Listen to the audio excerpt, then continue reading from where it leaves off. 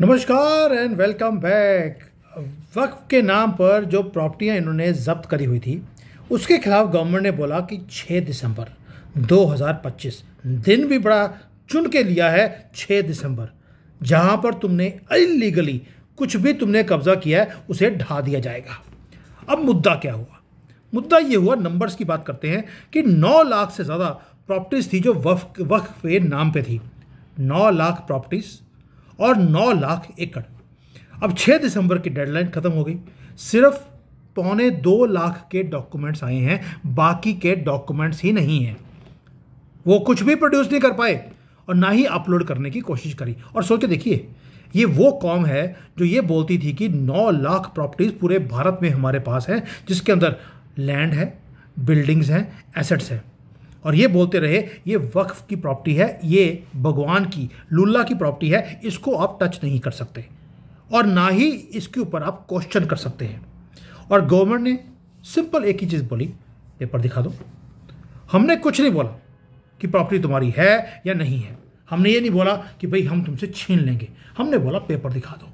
कुछ ज़्यादा मांगा नहीं और ये बोल दिया कि आपको पेपर्स किसी और को जाके दिखाने नहीं है, बस अपना पेपर्स ऑनलाइन आप जमा कर दीजिए, डिजिटाइज कर दीजिए अपने डॉक्यूमेंट्स को, प्रूव कीजिए कि आपने जो क्लेम किया है ये प्रॉपर्टी आपकी है। उम्मीद पोर्टल है, आपकी जो उम्मीद है वो पूरी कर देंगे।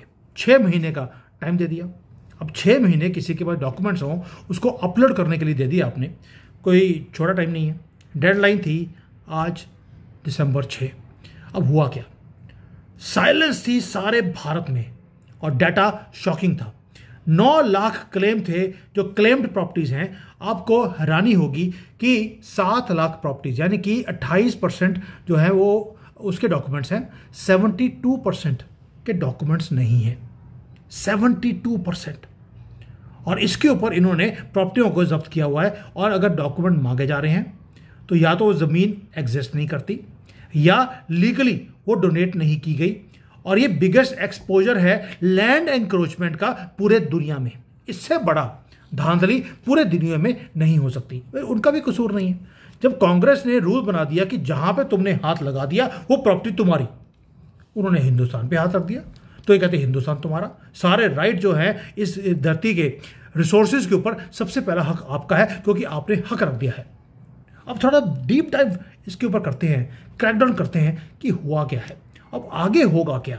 मजेदार बात तो वो है कि अब होगा क्या, और डिफरेंट स्टेट्स की भी आपको स्टोरी बताऊंगा कि वेस्ट बंगाल में क्या हुआ है और कर्नाटका में राहुल गांधी सरेंडर कैसे किया है इस लॉ के सामने, ये भी समझाऊंगा आपको। अब चलते हैं कि जो पैनिक है वक्फ के अंदर के बोर्ड के अंदर वो क्या है। अब देखिए, वेस्ट बंगाल है वो स्वेट कर रहा है, कर्नाटका रूल्स को फॉलो कर रहा है, ये तो हैरानी होगी। एंड सबसे बड़ी बात क्या है कि जो लैंड रजिस्टर नहीं हुई, क्या गवर्नमेंट उसे वापस ले लेगी? क्या उसे जब्त कर लेगी? क्या वो उसको वापस कर देगी जिससे इन्होंने छीनी है? थोड़ा सा बात इसके चीज़ों को अंडरस्टैंड करते हैं। एक मूव बड़ी क्लियर है, आपको हर चीज़ डिजिटाइज करनी है, ये बंद भूलना, ये आपको याद रखना पड़ेगा। ये क्यों किया है ये बाद में समझाऊंगा आपको। अब कोई वो नहीं है कि मोटी मोटी फाइल्स हैं डार्क रूम में पड़ी हैं, 20-20 साल किसी ने फाइल खोली नहीं, कोई वर्केबल एग्रीमेंट वैलिड नहीं है, सिर्फ उम्मीद पोर्टल, ट्रांसपेरेंसी पूरी। अगर आप वक्फ बोर्ड के बंदे होंगे, जो वक्फ बोर्ड चला रहा है, उनको तो खुश होना चाहिए भाई। अब तक तो ये था कि लिटिगेशन थी कि वक्फ की प्रॉपर्टी है, ये बेचारे कोर्ट में धक्के खाते थे, कुछ भी नहीं, आपको खुश होना चाहिए। लेकिन they are scared up to their grave, क्योंकि गवर्नमेंट ने पहले किया जियो टैगिंग के बाद सैटेलाइट से हमने कर लिया, मैपिंग कर ली पूरे भारत की, कौन सी प्रॉपर्टी कहां पे किस किस की है। उसके बाद इनको बोला अपनी प्रॉपर्टीज को जियो टैगिंग के साथ मैच करके आप अपलोड कर दीजिए, कर नहीं सकते। इसीलिए कॉपरेशन करने की बजाय रेजिस्टेंस दिखाई जा रही है, पॉलिटिक्स खेली जा रही है और थ्रेट करना शुरू कर दिया। लेकिन हमारे जो मिनिस्टर ऑफ माइनॉरिटीज हैं किरण रिजिजू, उन्होंने बड़ा क्लियर कर दिया, एक स्टेटमेंट दे दिया।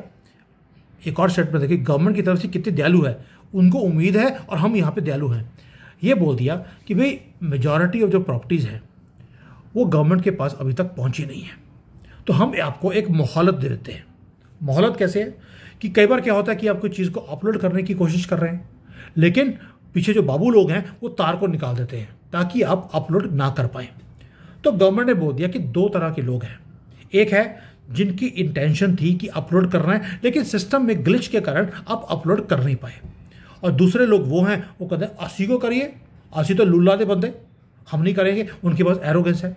तो गवर्नमेंट ने बोल दिया कि जिन्होंने 6 दिसंबर तक कोशिश करी सिस्टम में अपलोड करने की, आपने लॉगिन किया, अपना लॉगिन बनाया, उसमें लॉगिन किया और लॉगिन करने के बाद अपने डॉक्यूमेंट्स को अपलोड करने की कोशिश करी लेकिन टेक्निकल ग्लिच आ गया, तो आपको 3 महीने और दिए जाएंगे, कोई दिक्कत नहीं है, आप 3 महीने अगले में आप अपने डॉक्यूमेंट्स को अपलोड कर देना।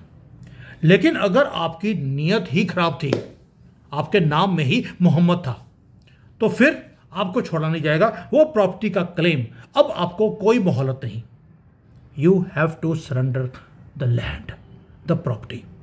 काउंटडाउन की जो सुई है वो 0 हो गई है, और जिसने थोड़ी सी इंटेंशन दिखाई थी उसको 3 महीने दिए हैं। भाई इसको बोलते हैं कि जो ये वक्फ वालों ने state with in the state, यानी कि government with in the government बना के रखी थी, वो कोलैप्स कर दिया आपने। अब पैरेलल सिस्टम आप लैंड ओनरशिप का आप नहीं चला सकते।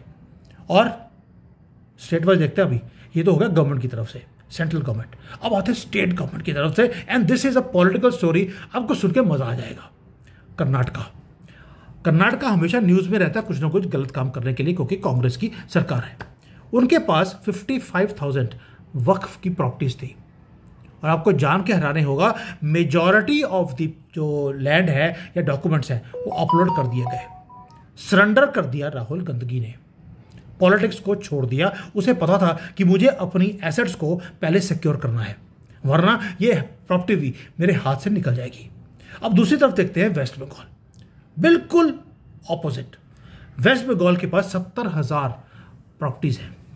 पहले तो ममता बोलती रही मैं नहीं करूंगी, मैं गर्दन कटा लूंगी, लेकिन ये प्रॉपर्टीज को अपने हाथ से जाने नहीं दूंगी।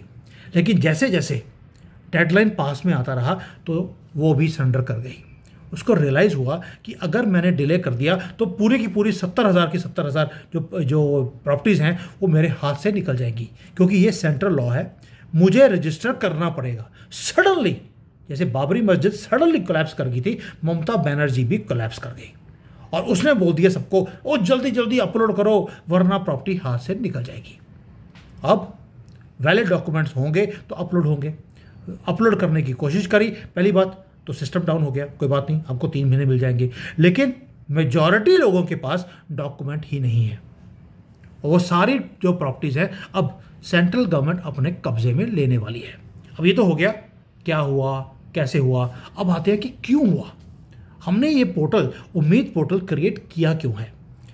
दोस्तों, कई लोग जो कांग्रेस के लोग हैं, अपोजिशन के लोग हैं, जो मुस्लिम अपीजमेंट के कारण अपनी सत्ता चलाते हैं, उन्होंने बोल दिया ये गवर्नमेंट, सेंट्रल गवर्नमेंट इंटरफेयर कर रही है।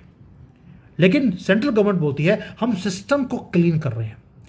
वक्फ बोर्ड के नाम पर आप एक लैंड माफिया बन चुके थे, ये पर्सनल प्रॉपर्टी है, आपका मन आ गया कि मैंने लेनी है तो आपने ले ली, और भाई अंबानी के घर को बोल दिया ये तो वक्फ की प्रॉपर्टी है। कोई एयरपोर्ट हो, कोई रेलवे हो, उसको बोल देते हैं ये हमारी लैंड है।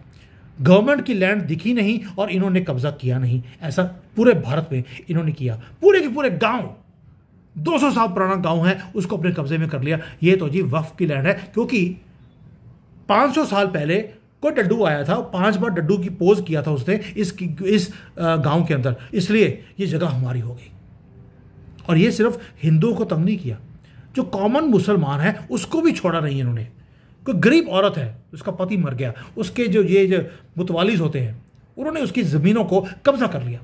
धांधली करी इन्होंने गरीबों के साथ, मुसलमानों के साथ भी और हिंदुओं के साथ भी, और चैरिटी के नाम पर ये पैसे खुद भराते रहे, किसी को कुछ नहीं दिया। अब जो ये उम्मीद पोर्टल है, इससे अकाउंटेबिलिटी आएगी, और साथ में हमने ये भी बोल दिया कि आपको अपने प्रॉपर्टी का साइज, उसकी लोकेशन, उसकी रेवेन्यू की डिटेल्स और जियो टैगिंग, ये सब कुछ आपको अपलोड करना है।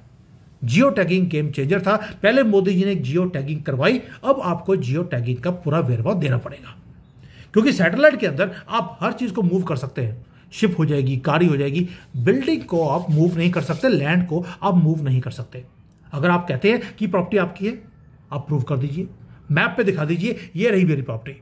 और अगर वो प्रॉपर्टी ओवरलैप होती हुई किसी रेलवे लैंड के ऊपर, या एयरपोर्ट के ऊपर या किसी के घर के ऊपर आपने कब्जा किया है, दैट्स इट, आप पकड़े जाएंगे।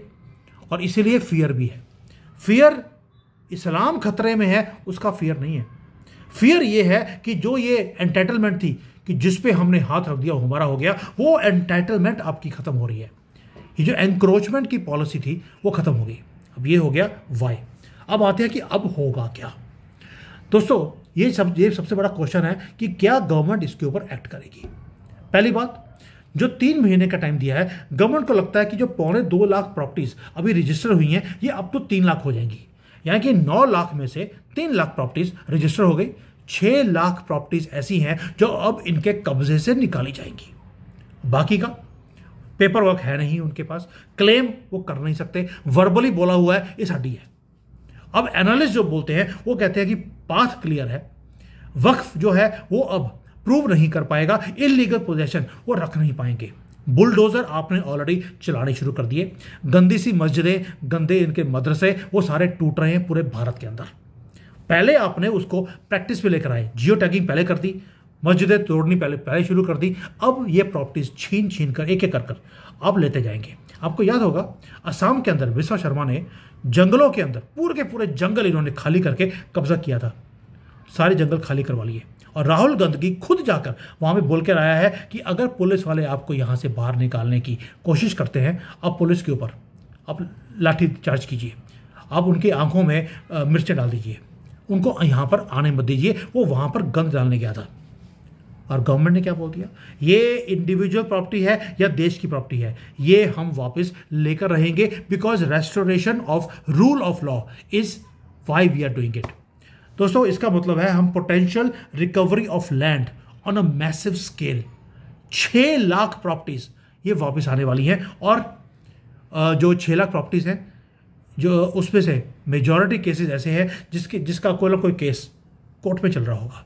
अब आपको देखा जाएगा कि इनको अब लीगल प्रोसेस पे जाना पड़ेगा और न्यू ट्रिब्यूनल जो सिस्टम है उसको भी चेंज कर दिया। यानी कि वक्फ ने पहले ये बोला कि ये अगर केस लड़ेगा तो वो लोअर कोर्ट में, हाई कोर्ट या सुप्रीम कोर्ट में नहीं जाएगा। वक्फ ने अपना ही एक कोर्ट बनाया हुआ था। पहले तो चोर ने चोरी करी, बाद में जिसके घर में चोरी करी है उसको उस चोर के पास जाना है ये बोलने के लिए कि भैया मेरे घर के अंदर जो चोरी करी है मेरा सामान वापस कर दो।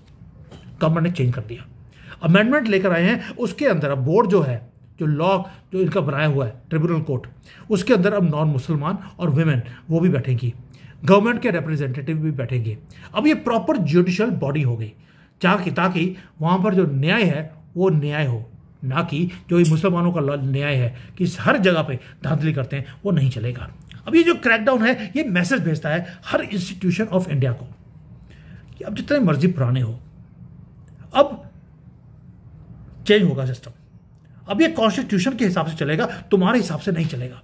और मुझे लगता है जो हमारा डिजिटल ये जो कोर्ट का सिस्टम है ये भी हमारा देश का सबसे पुराना करप्ट सिस्टम है। इसको भी मैसेज है कि अगर हम वक्फ के नाम पर 6 लाख प्रॉपर्टी वापस ले सकते हैं तो तुम्हारी जो ये तुम धांधली करते हो, सारे ठग मिलकर कोशिश करते हो कि अगला बड़ा ठग कौन बनेगा सुप्रीम कोर्ट का जज, वो नहीं चलेगा।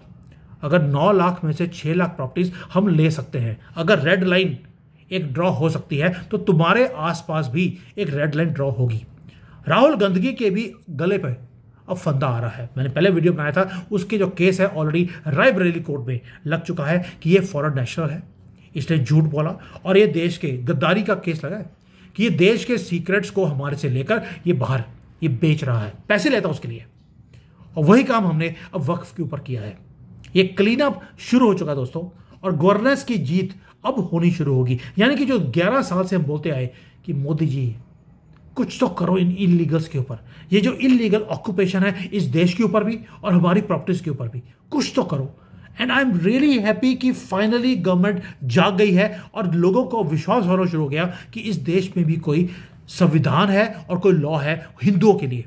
उनके लिए तो ऑलरेडी था कि जो लेके जाना ले जाइए, आपको कोई रोकने वाला नहीं है। और ये एंड है लैंड माफिया का, which was disguised as charity. दोस्तों मेरा सिंपल क्वेश्चन आपसे है, गवर्नमेंट ने जो करना था कर दिया, 6 दिसंबर निकल गया। आपको लगता है कि इसके बाद जो ये एनक्रोचमेंट्स हैं वो बंद होंगी, कम होंगी, और जो इनके हाथ में 6 लाख प्रॉपर्टीज हैं क्या वो अब वापस आएंगी? और जो हिंदू की प्रॉपर्टीज़ को इन्होंने छीना है, जो मुसलमान गरीब मुसलमानों की प्रॉपर्टीज़ को इन्होंने छीना, क्या उनको अब न्याय मिलेगा इस देश में, या अभी भी वही 15 साल, 20 साल, 50 साल आपको वेट करनी पड़ेगी? Please put your comment. Thank you. जय हिंद, वंदे मातरम।